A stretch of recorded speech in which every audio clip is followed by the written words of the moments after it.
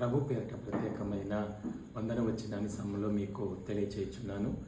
సామెతల గ్రంథం 17వ అధ్యాయం 17వ వాక్యం చదివితే గనక, నిజమైన స్నేహితుడు విడవక ప్రేమించును, దుర్దశలో అట్టివాడు సహోదరుగా ఉండును అని దేవుని వాక్యం సెలవిస్తుంది. అంటే నిజమైన స్నేహితుడు అంటే దేవునితో ఒక వ్యక్తి నిజమైనటువంటి స్నేహం గనక చేస్తే, యోహాను సువార్త 15వ అధ్యాయంలో అంటాడు, నేను మిమ్మలను దాసులని పిలవక స్నేహితులని పిలుచుచున్నాను అన్నాడు.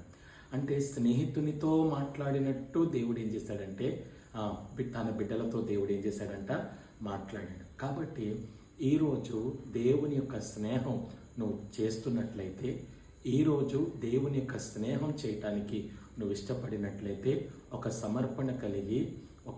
సమర్పణ కలిగి సమయాన్ని వెచ్చించాలా, సంపదను వెచ్చించాలా అండి, దేవుని కొరకు ఒక త్యాగపూరితమైనటువంటి జీవితాన్ని నువ్వేం చేయాలంటే వెచ్చించాలా.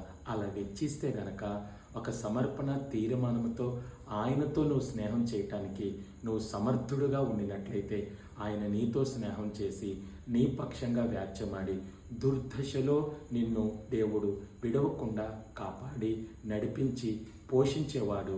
దేవుడి కొద్ది మాటలు దీవించునుగాక. ఆమేన్.